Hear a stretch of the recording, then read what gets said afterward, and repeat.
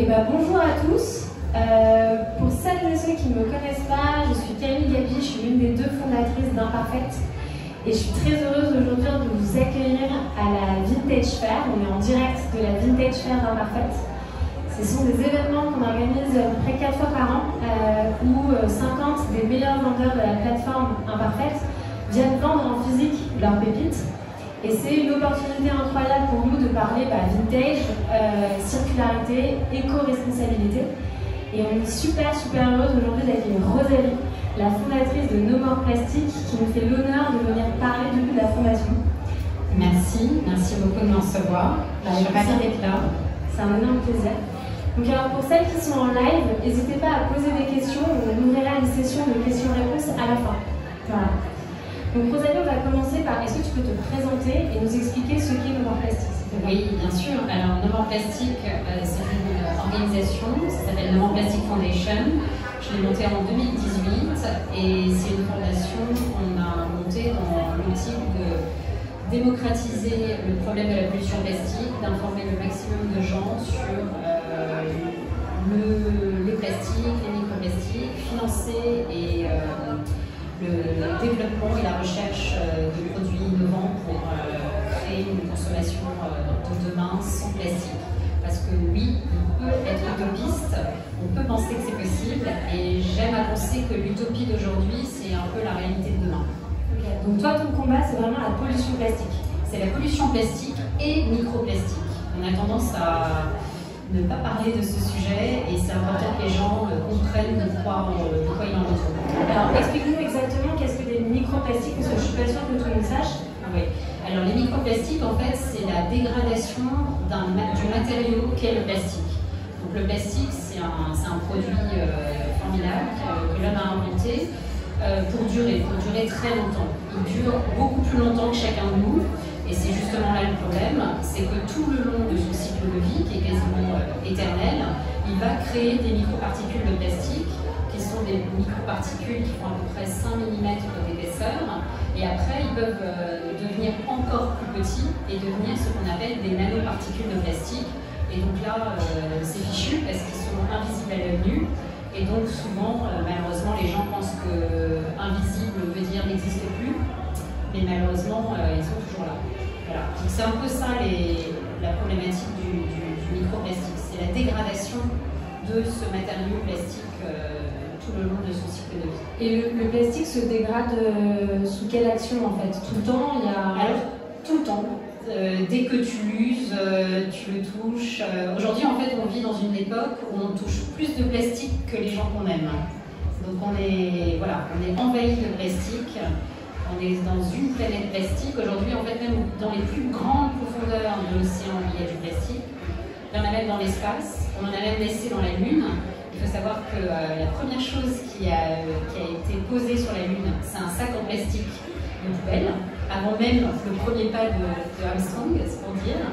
Et en fait, on est vraiment dans une surconsommation de ce matériau. Ok, et alors, j'ai compris sur les nanoparticules, mais pourquoi est-ce que c'est un problème? C'est un problème écologique, c'est un problème sanitaire? Alors c'est un problème écologique et surtout sanitaire. Alors pourquoi surtout sanitaire? Parce qu'en fait ces microparticules de plastique ou nanoparticules de plastique, on les ingère. On ingère à peu près l'équivalent d'une carte de crédit par semaine en microplastique. Une carte de crédit? Oui, la carte de crédit, c'est ce que tu vas ingérer par semaine dans ta vie de tous les jours en tant qu'être humain. C'est quand tu respires, quand tu manges? C'est quand tu manges, c'est quand tu respires, c'est quand tu vas te brosser les dents, par exemple. Souvent, les brosses à dents ont leur poil, même les brosses à dents en bambou, ont leur poil en plastique, en nylon, etc. Et donc, à chaque fois que tu vas te brosser les dents le matin, tu vas simplement créer des microparticules de plastique que tu vas ingérer en même temps que tu te brosses les dents. Donc ça c'est un exemple précis, mais il y en a tellement. Enfin, je veux dire, moi quand j'ai commencé No More Plastic, je suis passée par une phase un peu de dépression parce que tu as l'impression de vivre dans un monde parallèle avec les gens qui continuent leur vie, le tourbillon de la vie, etc. Et toi qui réalises enfin quelque chose de tout ce que le plastique est autour de toi en fait, tout le temps, partout. Et il y en a partout. Et tu as l'impression que c'est un sujet, on va jamais pouvoir s'en débarrasser en fait. Et il faut cesser de croire que c'est parce que le sujet est trop grand qu'on ne va pas pouvoir trouver des solutions. Je pense qu'il faut qu'on agisse tous, et peu importe si le sujet est énorme et qu'on a l'impression que c'est sans fin et qu'on n'y arrivera pas, parce qu'il faut bien commencer et démarrer par quelque chose. Et on ne peut plus continuer dans cette voie-là, tout simplement parce qu'aujourd'hui, la pollution plastique et la pollution microplastique, c'est l'un des plus grands fléaux environnementaux de notre siècle, mais c'est aussi un problème sanitaire. Parce que ça crée des maladies comme par exemple l'obésité, l'asthme, le cancer. Il y a énormément d'enfants de plus en plus jeunes qui ont des cancers, et surtout l'infertilité. Donc c'est vraiment l'humanité qui est en jeu. Et alors oui, on est en train de détruire la planète en puisant toutes ses ressources, etc. Mais la planète, elle va nous survivre. Là, on est vraiment en train de s'auto-détruire avec ce matériau. Et c'est ce qu'on essaye de faire comprendre au maximum de gens à travers des campagnes, à travers des projets, des collaborations. Alors j'ai plein de questions. Oui. Déjà, toi, Rosalie, quel est ton background et comment ça se fait que tu as décidé de faire ce combat, ton combat principal? Alors j'ai décidé de faire de ce combat. Alors j'aime pas dire combat parce qu'en fait c'est pas vraiment un combat, c'est vraiment de se rendre compte qu'il faut changer les choses. Et pourquoi j'ai eu cet éveil? C'est mon fils, tout simplement, parce qu'il a été confronté à des problèmes de santé liés à l'environnement. Et en regardant les études que des scientifiques ont remontées, etc., je me suis rendu compte de l'impensable. En fait, c'était notre consommation, notre surconsommation, en fait, pour être plus exact, qui jouait sur l'impact de la santé de nos enfants. Et c'est vrai que quand tu deviens maman, tu vois les choses un peu différemment et tu te dis je ne peux pas continuer à faire comme si ça n'existait pas et à me dire oui, je savais, mais bon, j'avais pas le temps, j'avais d'autres choses à faire, etc. Donc voilà, c'est devenu un peu pas un combat, mais une vraie volonté d'agir et de surtout sensibiliser le plus grand nombre à nous rejoindre et à faire que les choses avancent et changent. Notamment, on dit souvent le plastique n'y arrivera jamais, une vie sans plastique c'est pas possible, etc. C'est ce qu'on disait aussi avec le tabac. Moi je me rappelle très bien, mon petit frère venait de naître et le médecin à la maternité venait nous dire oh, sans petit garçon, il pèse tant, il avait une clope à la bouche. Donc, et on était dans une maternité. Et ça choquait personne, c'était tout à fait naturel. Donc, on fumait dans les avions, on fumait dans les restaurants, on fumait partout. Aujourd'hui, tu dis ça à la nouvelle génération, elle te regarde avec les yeux hors-lu, enfin voilà. Et la cigarette, c'était recommandé par les médecins, c'était vendu en pharmacie, il y avait des publicités qui te disaient de fumer, c'était bon pour la santé, ça relaxait soi-disant, ça faisait baisser son stress, etc. Le roi d'Angleterre est mort parce que ses conseillers médecins on lui a enlevé un poumon, puis finalement on lui a enlevé le deuxième, parce que ses médecins lui conseillaient de continuer de fumer.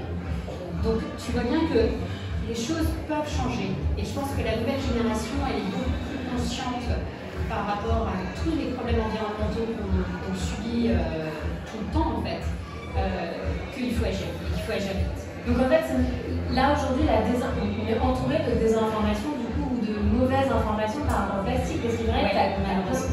Puis même, tu vois, nous on voit par exemple dans la fringue, on parle énormément de recyclage des matières, etc. On parle régulièrement de recyclage de plastique. Toi, tu dis, c'est une grosse erreur. C'est une grosse erreur, exactement. Moi, pendant longtemps, j'ai cru que c'était la solution.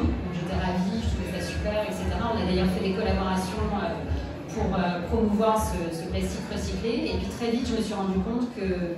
Parce que moi, j'aime beaucoup la science. J'adore lire les... Alors, je sais, c'est pas fan du tout, c'est pas fanadingue, mais moi, j'adore ça. J'adore lire les études, me renseigner. Voilà, alors c'est souvent pas du tout digeste parce que c'est en anglais, c'est écrit en tout petit, etc. Mais bon, moi j'adore ça.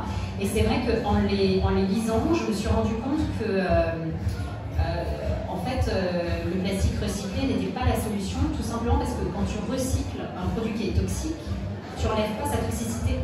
Elle reste toxique. Et en fait, un plastique recyclé, c'est du poison recyclé. Donc en gros, tout le travail que tout le monde est en train d'essayer de faire pour étendre la vie du plastique pour éviter d'en produire du neuf. Toi, tu dis, sanitairement parlant, c'est la même chose, c'est qu'il faut arrêter le plastique drastiquement. En fait. Ah oui, il faut arrêter le plastique et surtout qu'il y a plein d'autres alternatives qui existent. Il y a plein de choses qui existent. Il faut cesser de croire que la seule solution, c'est de recycler le plastique. Non, il faut imaginer d'autres choses. Et l'être humain est capable de tant d'innovation, voilà, le génie humain est formidable. Donc il y a plein de choses qui existent déjà et des choses qui vont exister dans l'avenir. Moi, je crois énormément en ça. Alors, deux questions. Premièrement, c'est qu'est-ce qui existe déjà pour remplacer le plastique? Plein de choses. Déjà, le verre, ça paraît dingue, mais le verre existe, le bois, les champignons, les algues, tout ce qui est bioplastique aussi. Alors, il faut faire attention parce que dans le bioplastique, c'est un peu un mot fourre-tout dans lequel on met tout et n'importe quoi, dans la mesure où on met aussi des matériaux qui sont faits à base de fibres naturelles, mais également de plastique vierge. Donc il faut bien faire attention à la composition de ton bioplastique, mais il existe des bioplastiques 100% biologiques, biodégradables, etc., faits à base de cactus, de champignons, de maïs, Alors le maïs, le problème c'est que tu utilises beaucoup de pesticides pour faire pousser les maïs. L'avantage de l'algue, par exemple, c'est qu'il prolifère énormément et du coup, c'est même bien de le ramasser et d'en faire quelque chose. Donc après, il faut voir, je pense que chaque matériau est intéressant, il faut surtout regarder plus dans le côté de ne pas faire une surconsommation encore et toujours la même chose. Parce que si on se met tous à faire du bioplastique à base de maïs, ben on va créer un problème de toute façon environnemental par rapport à ça. Donc je pense qu'il faut mesurer et prendre un peu de tout. Et varier. La variété, c'est bien. Ok, alors du coup, il y a des alternatives. Et mon autre question, c'est comment tu dégrades, comment tu fais disparaître du coup, le plastique? Tu ne fais pas disparaître du plastique. Le plastique, par exemple, quand tu vois des affiches qui te disent une bouteille de plastique se dégrade en 400 ans, c'est totalement faux. Il ne se dégrade pas. Il va se décomposer en microparticules, nanoparticules, donc invisibles à l'œil nu. Et toi, tu as l'impression que comme c'est invisible, ça n'existe plus, mais pourtant, il est toujours là. Ça ne redevient pas de la matière organique? Non, ça n'est pas biodégradable. Donc quand j'entends le plastique biodégradable, c'est une hérésie, quoi. Ouais, c'est biosourcé dans ce cas-là. Alors, soit c'est biosourcé, comme par exemple le champignon. Si par exemple tu fais un matériau un packaging en champignon, bioplastique champignon, là ça va se biodégrader, puisqu'en fait c'est un matériau naturel, donc ça revient à la terre. Mais le plastique vierge, non. Et c'est pour ça qu'il faut faire attention à cette opposition entre la quantité de matière végétale et la quantité de plastique vierge que tu peux trouver dans certains bioplastiques. Alors comment on fait pour se débarrasser du plastique dans ce cas? Comment on fait? On regarde, on s'informe un maximum autour de soi et puis on essaie d'utiliser le maximum d'alternatives. Après, je suis pas, moi-même j'utilise du plastique dans certains produits parce que malheureusement on ne peut pas faire autrement. Et c'est pour ça que nous, chez Maman Plastique, on essaye aussi de sensibiliser le maximum de gens à nous rejoindre pour faire changer les lois et les politiques. Par exemple, on veut faire adopter une loi santé qui obligerait en fait tous les industriels qui utilisent du plastique ou du plastique recyclé à indiquer sur le packaging que c'est un matériau dangereux pour la santé. Pareil, on veut créer une taxe microplastique qui permettrait en fait à ce que ces industriels qui contribuent à cette pollution payent une taxe proportionnelle à ce qu'ils font en pollution. Enfin, voilà, c'est toutes ces choses-là qu'on essaye de faire changer aussi au niveau des industries. Et t'as pas un peu l'impression parfois d'être, tu sais, dans le film Don't Look Up? Tu l'as vu ce film? Oui, bien sûr, oui, tout à fait. Non, le déni humain, il est assez impressionnant sur le sujet.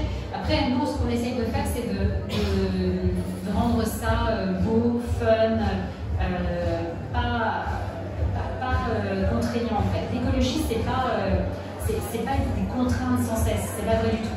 Moi, je suis persuadée qu'on peut avoir des produits, et d'ailleurs je l'utilise tous les jours. Par exemple, on me dit, oui, alors il y a plein de microparticules de plastique dans des maquillages, etc.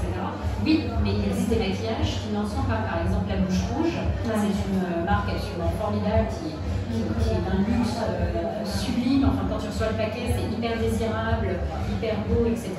Ça donne envie d'être féminine, d'être jolie, de te rendre belle. Et il n'y a pas de microplastique dedans. Donc c'est la preuve que c'est possible. Pareil, le mascara qu'ils ont fait un mascara sublimissime, moi je suis fan, qui est dans un packaging en verre. Donc imagine ton mascara dans du verre. Enfin, moi je trouve ça, c'est d'un chic. Alors il y a deux types, on va dire, de personnes à convaincre. Tu as d'un côté les acheteurs, la population, les hommes et les femmes, les consommateurs. Oui.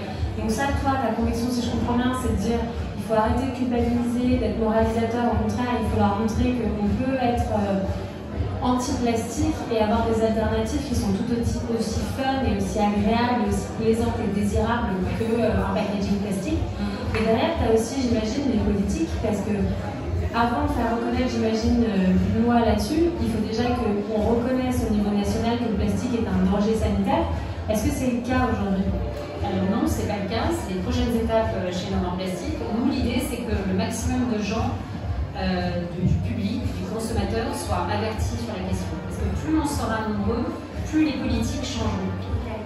La politique, elle change en fonction de ce que les gens demandent. Donc il faut qu'aujourd'hui, les consommateurs soient avertis, sachent de quoi on parle, et réclament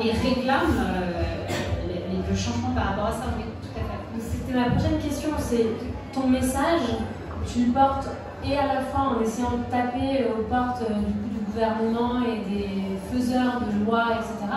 Mais également tu veux sensibiliser la population, c'est ça? Ah oui, notre première action, c'est de sensibiliser la population, de démocratiser le sujet du microplastique, de vulgariser les études qui nous sont montées, parce que sinon c'est indigeste et les gens... parce qu'il n'y a que toi qui lis... Non, il n'y a pas que moi, mais il faut vulgariser vraiment le sujet et le rendre attrayant. Donc on crée des grosses campagnes digitales grâce à nos ambassadeurs qui sont dans le monde entier, qui relaient nos informations, afin que les gens comprennent de quoi ils en retrouvent. Et alors qui sont tes ambassadeurs? Parce que ça aussi c'est génial. Alors nos ambassadeurs, ils sont un peu dans tous les secteurs. C'est vrai qu'on les a... Alors moi je les ai volontairement choisis quand on les a choisis, parce qu'il y en a certains qui nous ont rejoints par volonté ensuite par la suite, mais quand je les ai choisis au départ, je les ai choisis volontairement imparfaits. Alors ça va te plaire. Pourquoi imparfaits? Parce que je considère qu'on ne peut pas changer le monde si on a juste des ambassadeurs déjà juste convaincus de la question de la pollution plastique, déjà convaincus des problèmes environnementaux, etc. Je pense que tu changes les choses en éduquant et en sensibilisant une personne qui est à des années-lumière de tout ça. Et c'est pour ça qu'on a des Kardashian, des Caroline de Maigret, des Pénélope Cruz, etc. Et souvent, quand je leur parle, elles sont un peu partagées entre le fait d'être ambassadrices de marques qui ne sont pas parfaites et de ce qu'elles apprennent avec No More Plastic sur les enjeux du plastique. Mais c'est comme ça que tu changes les choses, parce que l'être humain, il est imparfait dans sa globalité. Et on est plein de paradoxes. Donc il faut cesser de croire qu'il faut être parfait pour pouvoir enfin agir. C'est totalement faux. Il faut qu'on soit tous des activistes imparfaits, et c'est comme ça qu'on changera le monde. Ça me fait penser à une discussion que tu as eue avec Laurie Tillman qui m'avait vachement touchée sur la pureté militante. J'avais trouvé ça très juste. Ça nous avait vachement fait écho, avec Ariane. On a mis du temps, tu vois, dans notre histoire d'imparfaite, à parler de nos engagements écologiques, et on a parlé avec l'équipe pas mal de fois, en se disant on n'est pas parfait non plus dans notre lutte, tu vois, écologique. Il y a plein de trucs sur lesquels je sais que je devrais faire plus attention, et il m'arrive de temps en temps de prendre l'avion, tu vois, il y a des choses comme ça où tu te dis bon. Mais de l'autre côté, cette pureté militante nous empêchait de prendre la parole sur les engagements écologiques qu'on avait sur Imparfaite, parce que la raison pour laquelle, quand même, à l'origine, on a voté Imparfaite, c'était pour pouvoir apporter une alternative, tu vois, écologique à la fringue. Et c'est plein de messages, dont votre discussion, tu vois, qui m'a fait dire ok, il faut arrêter de se dire qu'il faut être nickel. On a tous des défauts, on est tous imparfaits. Nous, c'est le nom qu'on a choisi en plus pour notre marque. Donc, il faut dire au contraire toutes les problématiques, il faut être conscient et essayer de faire mieux et meilleur et apporter de nouvelles solutions et être innovant. Et ça, je trouve que c'est quelque chose d'incroyable que tu as développé avec tes ambassadeurs et ambassadrices. Et je trouve ça assez fort. Mais comment tu arrives du coup à les convaincre en leur disant, parce que vous êtes des personnalités publiques, potentiellement vous allez vous mettre en porte-à-faux par rapport à votre activité, tu vois?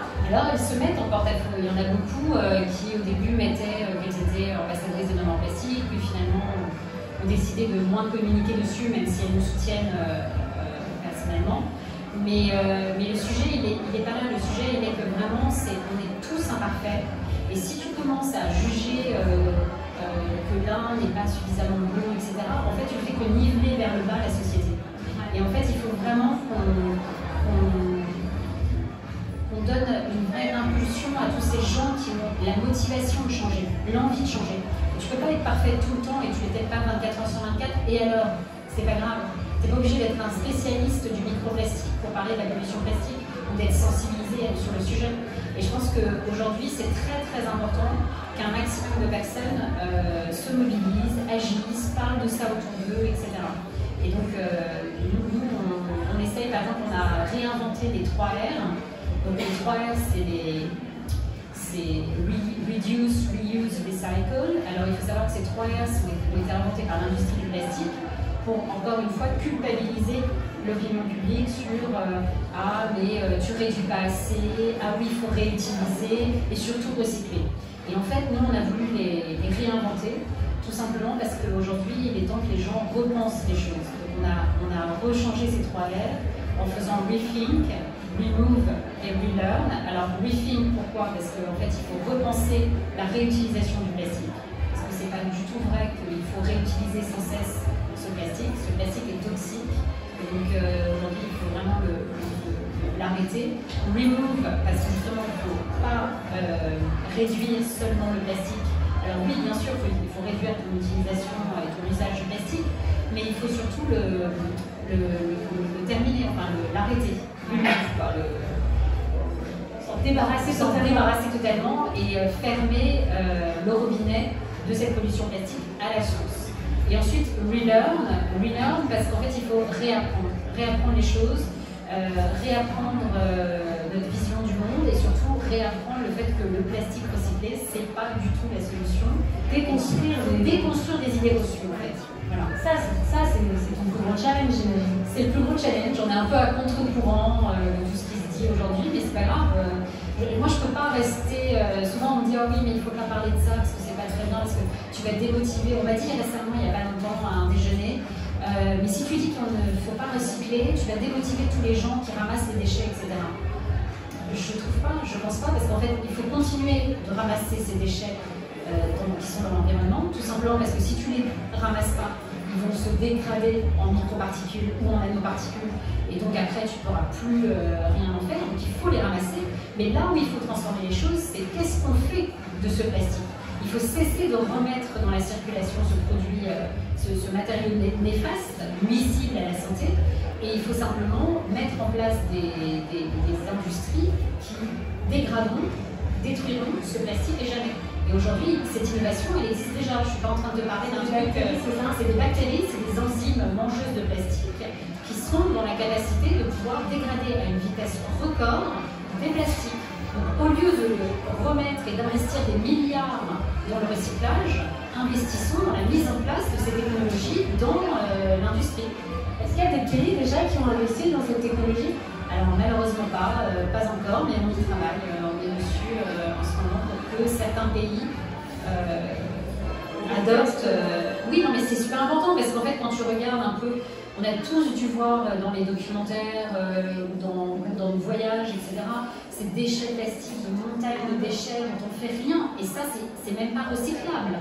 Donc, quand les gens vous disent oui, le recyclage c'est la solution, mais quoi? Tu vas recycler ces déchets plastiques qui sont là depuis une éternité en train de se dégrader et qui jouent sur les gaz à effet de serre. Parce qu'en fait, il faut savoir qu'un plastique qui est en train de se dégrader, il émet des gaz à effet de serre qui jouent sur le changement climatique. Donc, quand on me dit oui, le changement climatique c'est hyper urgent, etc., oui, mais dans ce cas-là, pourquoi est-ce qu'on n'en parle pas? Pourquoi on ne parle pas de tous ces déchets plastiques qui sont dans l'environnement, qui sont dans les océans, qui sont dans les décharges de ciel ouvert et qui dégage des gaz à effet de serre tous les jours. Et c'est sans compter tous les plastiques qu'on utilise tous les jours. Par exemple, si tu te trouves en terrasse d'un café avec un polo fait à base de polyester, bah, tu dégages des gaz à effet de serre toi-même en sirotant ton café. Donc, et le problème, c'est qu'il n'y a pas de chiffres à mettre en face. C'est-à-dire qu'en fait, on te donne des chiffres des gaz à effet de serre que peuvent produire une industrie, le fait de prendre l'avion, etc. Mais sur la pollution plastique, sur la production plastique, il y a quasiment rien. Et c'est là le gros souci, je pense, à mon sens. Ok, c'est très riche d'informations, merci. Du coup, ta prochaine étape avec No More Plastic, quelle est-elle? Alors la prochaine étape avec No More Plastic, c'est de vraiment faire connaître au maximum, de démocratiser mondialement le sujet du microplastique. En fait, ce que je rêverais, c'est que tout le monde sache, quand je rentre dans une pièce et que je parle de microplastique, les gens sachent de quoi on parle. Et ensuite, de sensibiliser les gens sur le fait de réduire. Moi j'aime bien dire il faut qu'on fasse une diète de microplastique. C'est-à-dire que c'est un peu le projet qu'on est en train de monter avec une application qui va te permettre de savoir quel est le nombre de microplastiques que tu ingères dans ta vie tous les jours. Par exemple, si tu bois, je sais pas, de l'évian, la quantité, donc tu pourras mettre sur l'application combien de bouteilles d'eau d'évian tu bois et tu auras une espèce de quantité de microplastiques que tu peux ingérer dans ta semaine, dans l'année, dans le mois. Et on te proposera des alternatives pour réduire, pour faire une diète de microplastiques. Voilà. Trop bien. Et alors, chez nous, donc d'un point de vue professionnel, on a déjà eu cette réflexion à petite échelle. Donc, du coup, merci de nous encourager à repenser aussi notre utilisation plastique au boulot. On a déjà fait le travail, comme je te disais tout à l'heure, on est passé de sachets plastiques en sachets biosourcés, en résidus de maïs, on a fait hyper attention effectivement à la composition qu'on met à disposition des vendeurs de la plateforme. Mais quelles sont tes recommandations pour toutes ces entreprises qui veulent switcher du plastique à autre chose, et après pour aussi tous ces particuliers, tous ces hommes et femmes qui nous écoutent? Comment on fait pour réduire le plastique? On regarde la composition, mais est-ce que tu as on regarde la composition, mais malheureusement, comme je te disais tout à l'heure, c'est qu'il y a beaucoup... En fait, aujourd'hui, il n'y a pas de législation qui oblige les industriels à mettre leur composition de plastique. Je te donne un exemple très précis. Par exemple, les sachets de thé. Tu vas acheter un sachet de thé et tu vas être persuadé que ton sachet de thé, il n'y a pas de plastique du tout dedans. Alors qu'en fait, la plupart des sachets de thé sont avec des fibres de plastique. Donc, à moins que tu aies sur ton packaging sans plastique, et donc là tu sais que l'industriel a vraiment fait un effort dans cette recherche, soit tu ne le sais pas. Parce qu'en fait, aucune législation aujourd'hui, à ce jour, n'oblige les industriels à mettre quel type de plastique ils vont utiliser dans un sachet de plastique par exemple, ou dans certains maquillages, ou dans certains composants, etc. Après, heureusement, il existe quand même des sigles que tu peux voir, c'est des petits triangles avec des chiffres qui vont de 1 à 7 et qui sont en fait, il y a 7 catégories de plastiques différentes et la plupart, par exemple, des bouteilles d'eau, des shampoings, des choses comme ça, tu vois ce sigle dessus. Il faut tout simplement éviter de les utiliser et de réduire un maximum et de privilégier des composants en verre, des composants en bioplastique, des composants en papier, en carton, enfin voilà. Dès qu'on voit le triangle, dès que tu vois le triangle avec un chiffre de 1 à 7, tu évites. Tu sais qu'il y a du plastique dedans. Quand il y est, parce que malheureusement, comme je te disais, les sachets de thé, moi j'ai acheté des sachets de thé dans lesquels je sais très bien que le composant, ça se voit, c'est du plastique. Il n'y a absolument aucune mention de ça. Et tu peux faire le test, par exemple, tu t'achètes les sachets de thé, tu le mets dans ton compost et tu vas voir, il ne se dégrade pas. Parce qu'en fait, tu as les traits de ligaments de plastique qui sont très très visibles.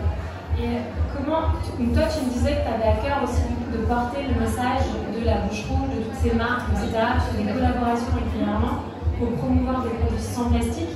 Quelle est la prochaine étape là-dessus? Alors la prochaine étape, justement avec les 3 R dont je te parlais tout à l'heure, on va lancer une bouteille d'eau avec Wild & Moon qui sort le 8 juin pour le World Ocean Day et qui va être vendu dans les boutiques de Wild & Moon à Dubaï, Paris et Amsterdam au profit de la fondation et avec un vrai but pédagogique aussi, puisque l'idée c'est de faire comprendre aux gens pourquoi on réinvente les 3 R et comment on peut changer les choses par rapport à la pollution plastique. Bah écoute, gros faire bientôt. Oui, bien sûr, il y a des produits et on fait beaucoup de recherche et de développement sur des nouveaux produits, mais qui sortiront plus en septembre prochain. Génial. Et du coup, ça nous fait vraiment énormément plaisir que tu sois là aujourd'hui. Je voulais savoir aussi, toi, le vintage, tu m'as dit que tu aimais beaucoup, que personnellement tu appréciais et tu consommais du vintage. Tout à fait, absolument. Pour moi, le vintage, c'est un peu comme le sexe. Alors, je vais expliquer pourquoi. Parce qu'en fait, quand tu trouves, pour moi, si tu as trouvé le bon partenaire, tu ne le quittes plus. Tu peux prendre du plaisir sans jamais t'en lasser. Et un bon produit vintage, c'est la même chose.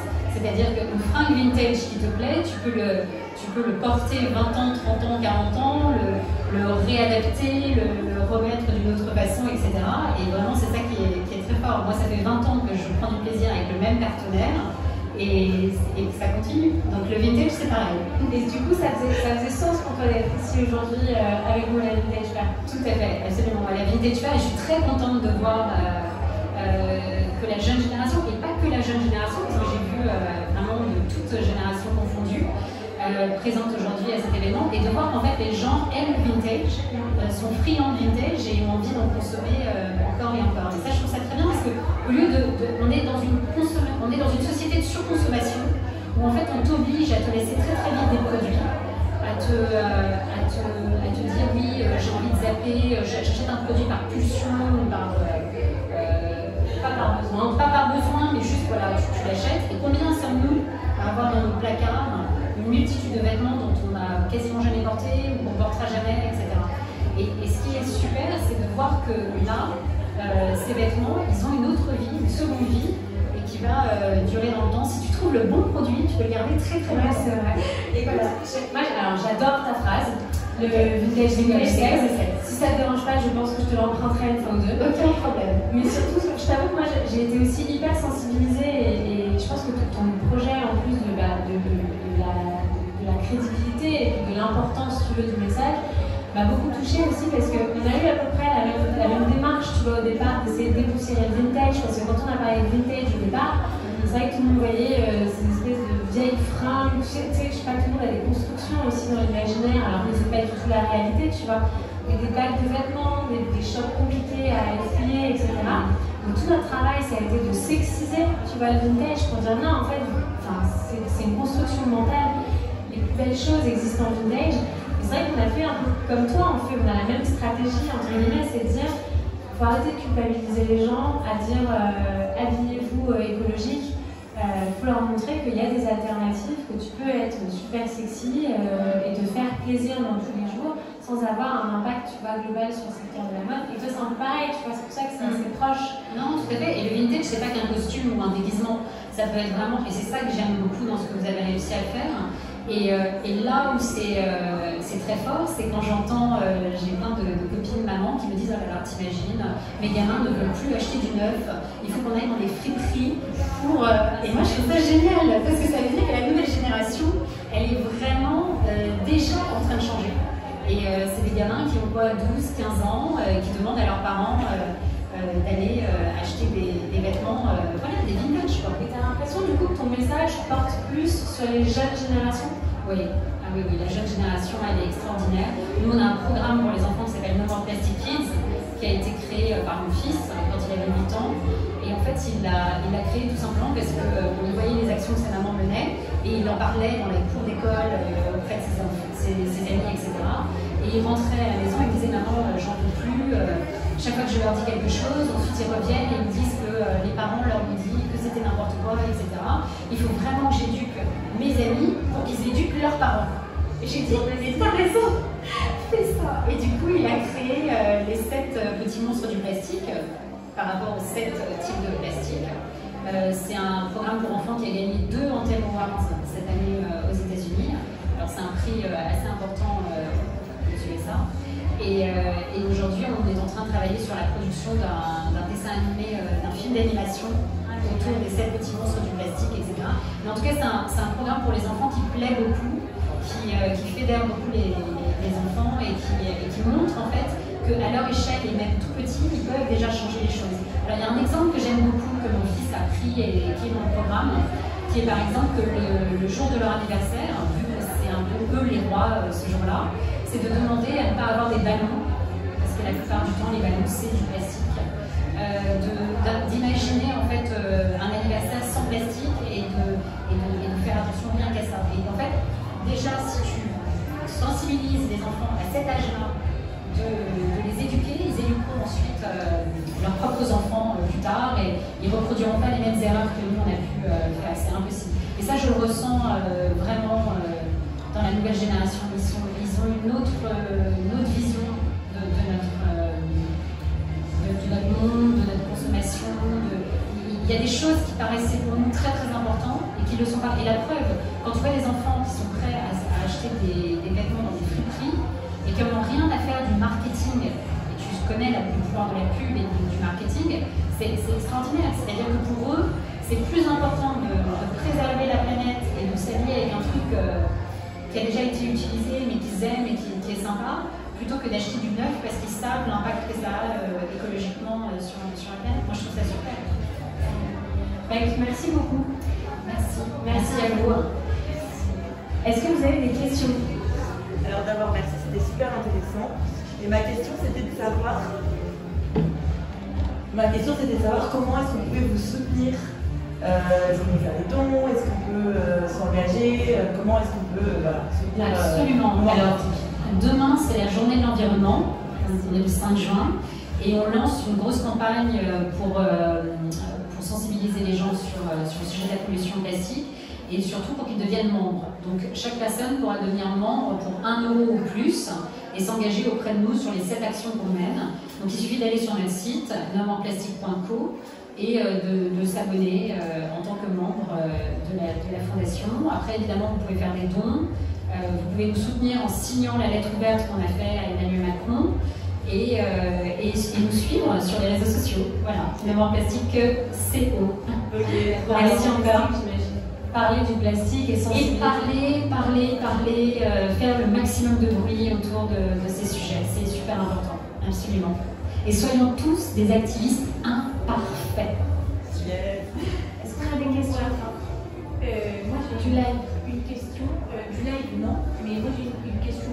J'ai pas une question sur le live, mais je voulais savoir par quoi commencer. Il y en a tellement partout. Est-ce qu'il y a quelque chose de multi, ce type d'élément qui est très polluant, qui est très plastique, dont on ne connaît pas forcément la composition, mais qui fait partie de notre quotidien et qu'on peut facilement supprimer? Alors en fait, le sujet est tellement vaste, tu as tout à fait raison, donc souvent les gens se disent mais par quoi on commence? Ben, en fait, tu commences par le produit que tu veux. C'est-à-dire que tu regardes autour de toi, si tu utilises par exemple beaucoup de bouteilles d'eau, bah, tu diminues tes bouteilles d'eau. Si tu utilises du shampoing dans des composants en plastique, bah, tu réduis ces choses-là.